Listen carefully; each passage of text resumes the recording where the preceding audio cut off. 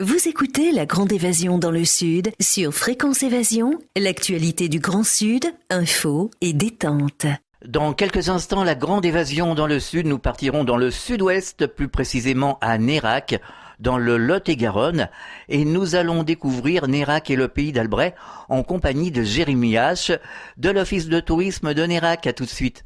Loisirs, culture, environnement, économie. Sur Fréquence Évasion, l'info dans le Sud est sans limite. Fréquence Évasion, la culture du Grand Sud. Fréquence Évasion vous donne l'écho du Grand Sud. Chaque jour, Fréquence Évasion est sur le terrain. De la Côte d'Azur au pays camarguais et languedocien, Fréquence Évasion vous fait vivre l'actualité du Grand Sud. Fréquence Évasion, www.fréquenceévasion.com. Enfin, il existe une radio dynamique et proche de ses auditeurs. C'est Fréquence Évasion, la radio du Grand Sud sur le web. Écoutez la différence. Jérémy H, bonjour et merci d'être avec nous. Bonjour. Alors vous êtes directeur de l'Office de tourisme de Nérac, dans le Lot-et-Garonne. Nous allons découvrir ensemble Nérac et sa région. Pour commencer, situons Nérac pour les auditeurs qui nous écoutent à l'étranger. Comment fait-on pour y venir ?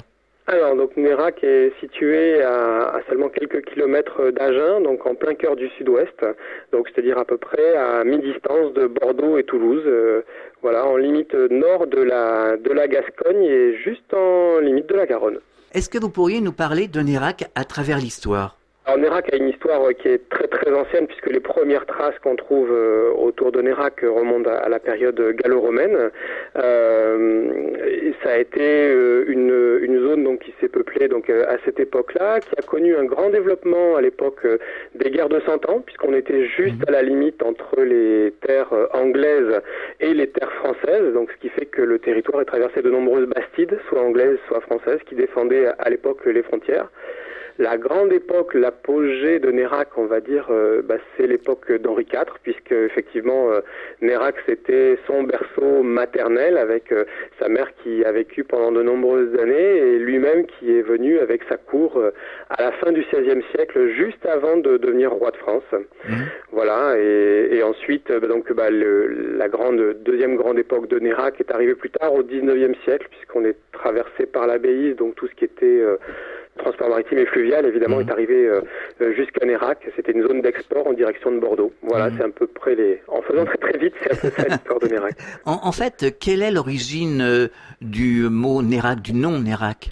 Alors, le nom Nérac, c'est un petit peu difficile puisque même les historiens sont pas forcément tous d'accord entre eux, mais il semblerait que comme tous les noms en hac, ça signifie un peu le domaine au départ, le domaine plutôt dans les noms un peu latins, et donc le domaine de Ner, donc Nérac, Néron peut-être. Et d'autres personnes disent aussi que le terme de hac signifie l'eau, que donc que ce soit un peu lié à la présence de l'eau dans le secteur du Néraquais, donc l'abbaye.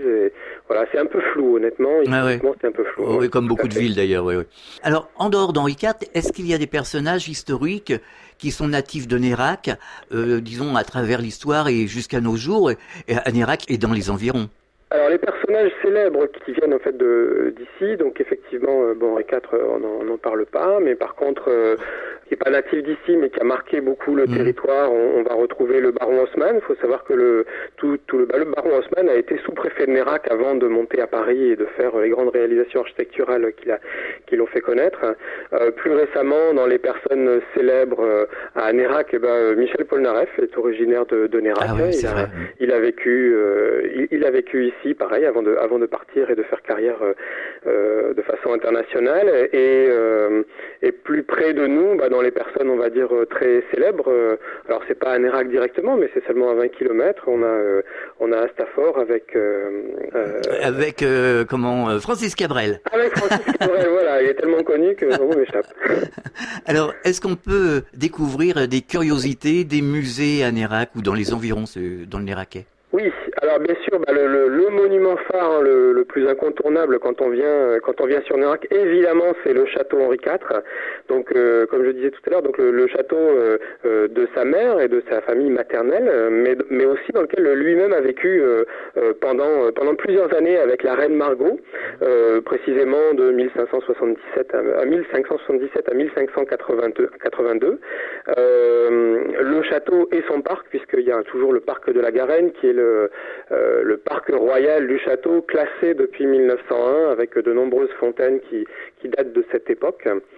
Les autres monuments assez intéressants à découvrir quand on vient dans le secteur, il y a le Moulin des Tours qui est situé toujours sur la commune de Nérac, mais juste en limite de Barbaste.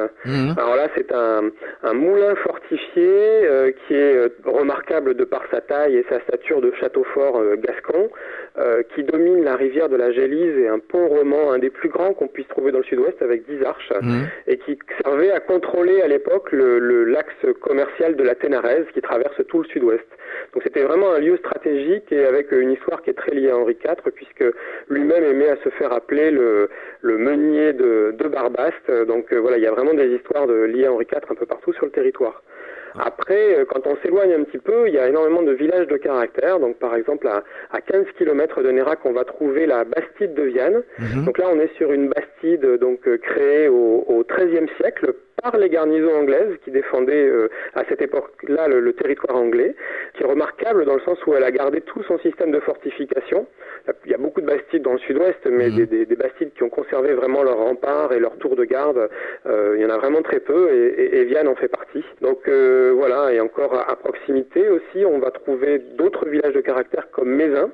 Alors Mézin, justement, à 10 km de Nérac, au sud, dans son genre complètement différent de Nérac ou de Viane, parce que on est vraiment là sur le village gascon typique, beaucoup plus médiéval, avec des petites ruelles, une énorme église romane en fait en plein centre. Et d'ailleurs, ça c'est assez intéressant, c'est d'aller visiter comme ça ces différents villages. Il y a des contrastes très forts entre Nérac Renaissance et Mézin médiéval moyenâgeux, où voilà, en quelques kilomètres, on change d'univers très radicalement, quoi. Et puis on est à l'orée des Landes à Mézin, on est sur la route de Réau, là ça y est, on part dans les Landes. Alors on part dans les Landes, oui, alors on est juste à la limite entre les Landes, donc effectivement grand paysage, je dirais plat et de forêt, on est juste à la limite, puisque au pied de Mézin coule la Gélise, et la Gélise fait la limite géographique au sens vraiment physique du terme qu'on vous ressent sur place, entre les Landes, donc ces grands terrains plats, et la Gascogne, où là on est sur des paysages beaucoup plus vallonnés, boisés, avec une agriculture très diversifiée, et voilà quoi, c'est vraiment un territoire de frontière pratiquement à cet endroit-là, quoi. Deux environnements très différents. Pour en revenir au château de Barbaste, c'est ça, il est vraiment imposant ce château. Alors le Moulin des Tours, effectivement, il est colossal. Il a 4 tours fortifiées et qui dominent largement la vallée de la Gélise. C'est un point stratégique, donc d'où son caractère imposant. C'est un point stratégique qui était incontournable en fait pour les marchands de l'époque, donc d'où sa stature de point de contrôle justement d'entrée de tous ceux qui arrivaient du sud-ouest au sens large et depuis les Pyrénées en particulier, quoi. Et on n'est pas très loin d'un château qui s'appelle le château de Bonaguil, je crois. Alors Bonaguil, c'est effectivement, c'est un monument en tant que tel pour le Lot-et-Garonne. Alors c'est situé, il faut compter à peu près 1h30 quand même de route par rapport à Nérac au nord. Bonaguil, c'est effectivement remarquable. C'est un des derniers châteaux moyenâgeux, presque un anachronisme en fait, construit vraiment à la fin du Moyen Âge, mais avec tous les archétypes du Moyen Âge, le donjon extrêmement imposant, les remparts, et qui effectivement a traversé les âges pratiquement sans être attaqué, et qui aujourd'hui, de toute sa stature, franchement, Bonaguil, c'est un château qui mérite le voyage, c'est sûr. Foursès, c'est un très joli village aussi. Alors Foursès, oui, là on passe juste dans la limite nord du Gers, donc on n'est pas loin de Nérac, on est seulement à 15 km de Nérac, et là on est sur au niveau patrimonial, sur une petite bastide ronde, assez atypique on va dire parmi les bastides, en tout cas un village de caractère vraiment remarquable où quand on passe à proximité, effectivement un arrêt s'impose. Alors si on a la chance d'y passer plutôt vers le mois de mai, il y a une magnifique fête des fleurs à Foursès, et voilà, ça c'est à voir, quoi. Ça c'est vraiment remarquable. Alors quelles sont les fêtes, les manifestations que l'on peut retrouver durant toute l'année à date fixe ? Alors les fêtes qui sont à date fixe dans le secteur de Nérac, bon évidemment un peu comme partout, c'est assez festif, donc il y en a un peu tout le temps. Maintenant, donc on a en particulier la fin du mois de mai les premières fêtes de Nérac. Donc là, quand on dit là, les fêtes de Nérac, dans les éléments les plus remarquables, on va trouver des courses hollandaises. Évidemment, bon, il y a l'aspect festif classique, mais en plus, on va trouver des courses hollandaises, donc avec des écarteurs et des sauteurs, des antiros, c'est-à-dire des lâchers de vachettes dans les rues de Nérac. Voilà, pour ça, c'est vraiment très très intéressant. C'est un aspect festif qu'on trouve dans tout le sud-ouest. Je pense qu'on est, mais vraiment au cœur du sud-ouest, jusque dans les Pays Basques. Donc Nérac se situe vraiment dans la frange la plus au nord de cette zone-là, quoi. Mais on rentre dans cette grande tradition du sud-ouest. Ensuite, dans les grandes dates, on va trouver, alors évidemment, au premier week-end d'août, les fêtes du Grand Nérac. Là, pour le coup, on est plutôt sur des fêtes du terroir. Donc, c'est les festivités autour de tout ce qui est gastronomie, le vin évidemment, puisqu'on est sur l'AOC du Buzet, on est aussi sur l'AOC de l'Armagnac, donc du Floc de Gascogne.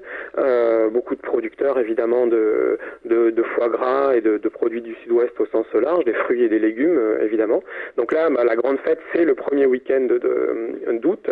À peu près au même moment, on va trouver dans un village pas très loin, alors une fête qui est atypique mais qui existe depuis longtemps et qui a son mérite d'originalité, c'est l'élection du roi des menteurs. Alors l'élection du roi des menteurs se fait dans le village de Montcrabeau. Oui. Donc là c'est des histoires de concours de menterie puisque c'est une spécialité locale, hein, donc voilà. Et après dans les grandes fêtes, on va en retrouver aussi sur l'automne. On a un festival de bande dessinée qui a lieu chaque année en octobre à Nérac. Un peu comme le festival d'Angoulême.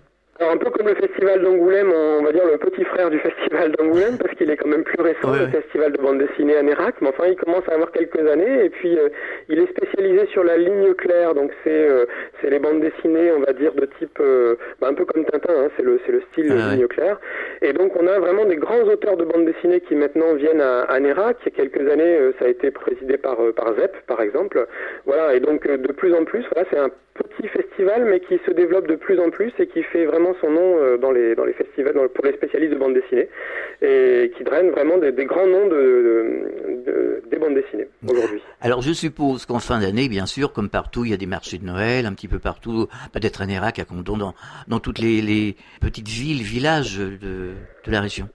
Et là, en fait, on est un peu pauvre en fait à la période de Noël. Non, les festivités, c'est vraiment très centré sur la partie estivale. Ça commence beaucoup au printemps et ça va jusqu'à l'automne. Mais à Noël, c'est vrai que c'est pas comme en Alsace, quoi. C'est moins riche. On marque une pause, on revient dans quelques instants. Partout dans le Grand Sud, Fréquence Évasion. Chaque jour sur Fréquence Évasion Grand Sud, info, loisirs, culture, environnement et détente. Fréquence Évasion, www.fréquenceévasion.com. Fréquence Évasion vous donne la possibilité de dialoguer sur l'un des 3 forums: paranormal, région et musique. Venez dialoguer sur les forums Fréquence Évasion. Cliquez sur forum. Bon surf sur le site de Fréquence Évasion, www.fréquenceévasion.com. Fréquence Évasion, la radio qui fait parler les gens du Sud. Nous sommes de retour sur Fréquence Évasion. Nous sommes toujours en compagnie de monsieur Jérémy H. de l'Office de tourisme de Nérac et du Pays d'Albret. Alors, quelles sont les infrastructures qu'offre Nérac aux touristes et surtout aux personnes qui aimeraient s'installer dans la région? Alors bon, pour les touristes, en fait depuis quelques années, il y a vraiment de plus en plus de sites qui se sont développés, de plus en plus d'hébergements. On a des grands hébergements, des grandes résidences de tourisme, mais aussi des gîtes et des chambres d'hôtes, vraiment en grand nombre partout dans le territoire, vraiment pour tous les goûts. Ensuite, évidemment, on va trouver en termes de découverte du territoire.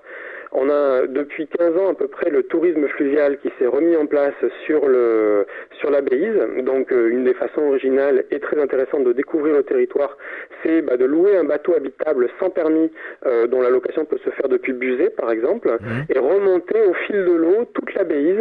On peut aller jusqu'à Condon dans le Gers, donc en passant par Vianne, Barbas, Nérac et Condon. Donc ça c'est vraiment très très original parce que on n'est pas sur le canal, on est sur une rivière canalisée, ce qui signifie que d'abord il y a des éléments de patrimoine à proximité de la rivière, puisque historiquement ils étaient situés là, des moulins, des châteaux. On s'arrête au cœur des villages, vraiment dans les ports historiques, donc au port de Nérac qui est un des plus beaux ports de France, Et comme en fait on a des méandres, on a une surprise à chaque virage finalement. On est loin de la grande ligne droite. Donc là, on a vraiment en quelques kilomètres, on a le dépaysement garanti. Donc le tourisme fluvial déjà à part entière, d'avril à octobre, c'est une façon de découvrir pour un touriste le secteur. Ensuite, on va trouver évidemment des infrastructures qui sont beaucoup liées à ce qu'on appelle l'itinérance, tout ce qui va être autour du canoë-kayak, autour de la marche à pied, autour de tout ce qui va être équestre ou cyclo. On a vraiment un territoire qui s'y prête, justement parce qu'il n'y a pas excessivement de relief. Il y en a suffisamment pour avoir justement la surprise de la découverte, mais pas excessivement pour que ça reste accessible au plus grand nombre. On a 2 rivières qui nous traversent, donc particulièrement la Gélise, qui n'étant pas motorisée est très adaptée par rapport au canoë-kayak. Et ensuite, on a un nombre d'environnements différents. Donc, on parlait tout à l'heure donc de la forêt landaise, de la Gascogne, mais on a aussi les coteaux de la Garonne avec beaucoup de vignobles, qui fait que, en termes de randonnée, on offre un nombre de paysages vraiment très diversifiés et intéressants à toute période. Voilà. Ensuite, dans les grands équipements qu'on va trouver, on va avoir un ludoparc à Nérac, donc c'est un grand parc aquatique à thème, avec, alors là c'est plutôt destiné, on va dire, aux familles avec enfants, avec des toboggans, avec des jets d'eau, enfin voilà, c'est très festif et ça rencontre un grand succès. Des parcs de loisirs de type acrobranche et multisport, enfin multi-activités pleine nature. Voilà, on est très orienté là-dessus. Ensuite, pour les personnes qui souhaitent venir être résidents finalement et habiter plus durablement, on va dire, dans sur le secteur, voilà. Il faut savoir que voilà, c'est une destination touristique à part entière, l'Albret, mais on y vit bien, on va dire, toute l'année. Nérac est une sous-préfecture avec un niveau d'offre culturelle, par exemple, qui permet vraiment de ne pas s'ennuyer à l'année. On a un espace d'Albret qui a une des plus grandes programmations culturelles du Lot-et-Garonne et qui fonctionne évidemment toute l'année, grande salle de spectacle. On a des cinémas, des théâtres et un nombre d'associations locales considérable, pratiquement 400 associations, donc il y a vraiment de quoi faire dans tous les domaines, quoi. Et puis on est vite arrivé sur Agen, l'autre côté sur Bordeaux et Toulouse. C'est très rapide maintenant. Tout à fait. Donc Nérac est situé à exactement 25 km d'Agen. Donc voilà, donc on est à peu près à 25 minutes à peu près d'Agen et donc de tous les services de la ville préfecture du Lot-et-Garonne. Et ensuite Bordeaux et Toulouse, on est exactement à mi-distance entre les deux. C'est-à-dire qu'il faut compter à peu près 1h15 pour Bordeaux et pour Toulouse. Ça va très vite. Et prochainement, dans les années à venir, il y aura normalement une gare TGV qui va s'installer à la sortie d'Agen et donc qui nous rapprochera également des grandes agglomérations et notamment Paris, quoi. Formidable. Est-ce qu'il y a des spécialités culinaires ou spécifiques à la ville de Nérac ou à la région ?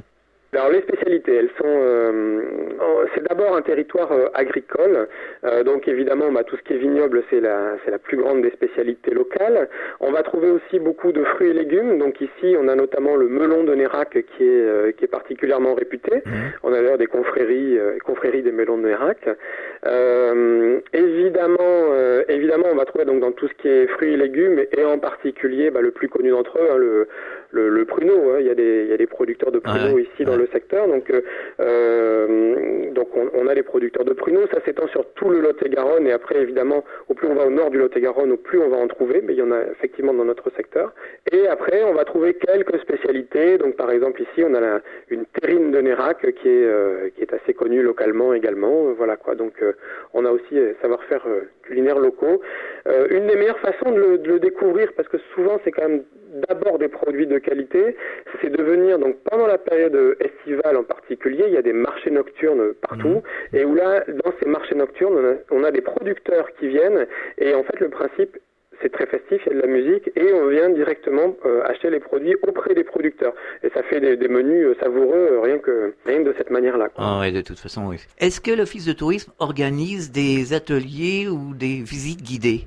Alors l'Office de tourisme organise des visites guidées sur un certain nombre de communes, donc en particulier sur Nérac, Viane et Barbaste, qui sont les communes les plus avec un caractère historique le plus fort. On organise également des séjours clés en main. Donc là, souvent pour des groupes, mais aussi pour les individuels, où là, on se charge intégralement de l'organisation du séjour, que ce soit avec visite guidée ou sans visite guidée, mais pour faciliter vraiment la venue de tout le monde, quoi. Est-ce que vous avez des projets à l'Office de tourisme de Nérac pour Nérac et pour le pays d'Albret?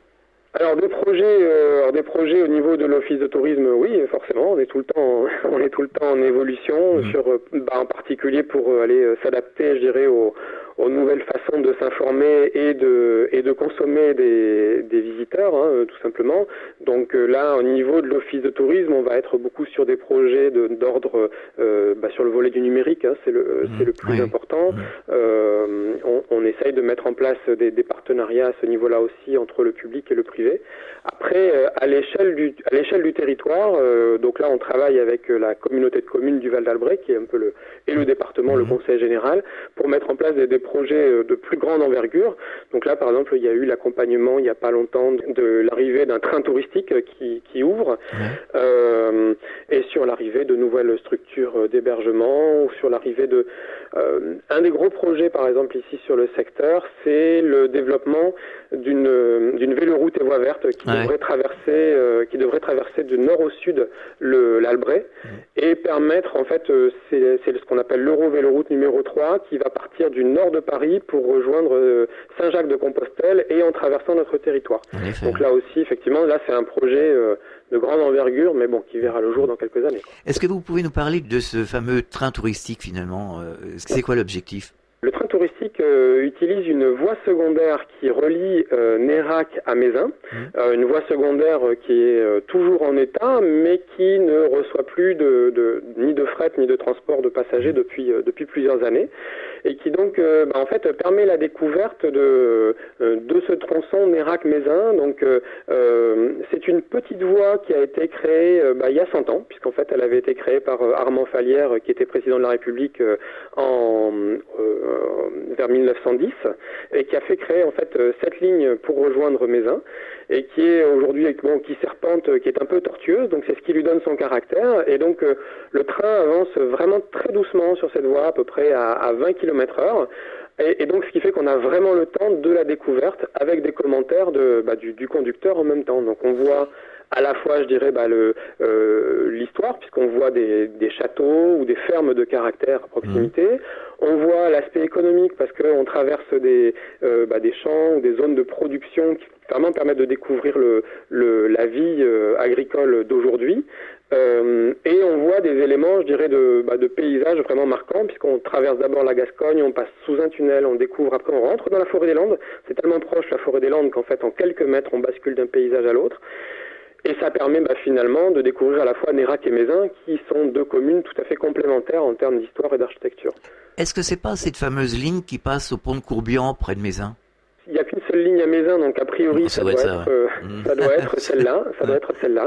Mais je ne connais pas les noms des ponts, j'avoue. Oui, le pont de Courbian, c'est le pont qui est sur la route de Réau et qui enjambe la Gélise. C'est ça, tout à fait. Ouais. Elle enjambe d'ailleurs, ce train passe au moins 2 fois au-dessus de la Gélise et 1 fois au-dessus de l'Os, quoi. Ah ouais, c'est ça. Donc, c'est ça. Alors, vous avez un site internet pour l'Office de tourisme de Nérac? Oui, alors c'est un site qui va couvrir l'ensemble de l'offre de l'Albret, donc ça s'appelle www.albret-tourisme.com. D'accord. Et qu'est-ce qu'on peut trouver sur ce site? Alors sur le site, on va trouver évidemment toutes les informations nécessaires pour préparer son séjour, donc ce qu'il y a à voir, à faire, où se loger, où se restaurer, enfin voilà. Évidemment l'agenda des manifestations, donc là c'est plus de 400 événements qui sont référencés pour l'ensemble d'une année sur notre secteur. On va y retrouver évidemment des éléments d'actualité quand il y a un festival, quand il y a différentes expositions vraiment intéressantes dans le secteur, des bons plans évidemment, et des présentations, on va dire, suivant qu'on soit en famille, en groupe, en bateau, voilà, donc différentes approches possibles. On peut s'approprier le site comme on veut, quoi. Il y a des petites vidéos? Il y a des vidéos de présentation. Dans la rubrique à découvrir, on va trouver plusieurs petits films qui vont permettre de se faire une idée très concrète, on va dire, de notre territoire. Alors après, vous avez aussi des outils pratiques pour les personnes qui ont la chance d'avoir des tablettes ou des smartphones. Il y a des vidéos guides qu'on peut consulter gratuitement sur le site et qu'on peut surtout télécharger pour pouvoir les avoir avec soi en fait une fois sur place. Vidéo guide, audio guide, et donc voilà, c'est de l'accompagnement avec un peu de préparation. Bon, pour ceux qui n'ont pas pensé, ils peuvent aussi venir après à l'office de tourisme pour louer le matériel de ces vidéos guides, mais on peut l'avoir gratuitement, voilà. Sans compter, alors pareil, dans les autres outils bien pratiques pour les personnes qui sont un peu équipées, il y a tous les chemins de randonnée qui sont référencés, ça en fait une soixantaine pour les alentours de Nérac, et là on peut les trier par distance, par difficulté, les télécharger dans sa tablette ou se les imprimer, et puis après venir sur place pour utiliser tout ça. Pour terminer, est-ce que vous auriez un message à transmettre aux auditeurs ? Un message à transmettre aux auditeurs. Oui, bien sûr, venez en Albret puisque vous êtes vraiment les bienvenus. C'est un territoire qui n'est pas encore si connu que ça. Donc pour ceux qui aiment la découverte et qui aiment la tranquillité, qui cherchent aussi à entre guillemets à découvrir des destinations moins connues, mais quand même tout aussi pittoresques que bien d'autres. Ça vaut vraiment le détour. C'est un territoire qui s'ouvre au tourisme que depuis une dizaine d'années et qui, à mon avis, est encore vraiment sous-connu, qui a une notoriété vraiment encore assez faible par rapport à son potentiel. On est entre le Gers et la Dordogne, deux territoires qui ont une forte notoriété, mais on a tout autant d'histoires et tout autant de choses à partager. Donc venez, vous serez des pionniers dans notre territoire. Jérémy H, merci d'avoir participé à cette émission et bonne continuation pour la suite en tout cas à Nérac. Merci à vous et puis à très bientôt en Albret alors. À très bientôt, au revoir. Fréquence Évasion.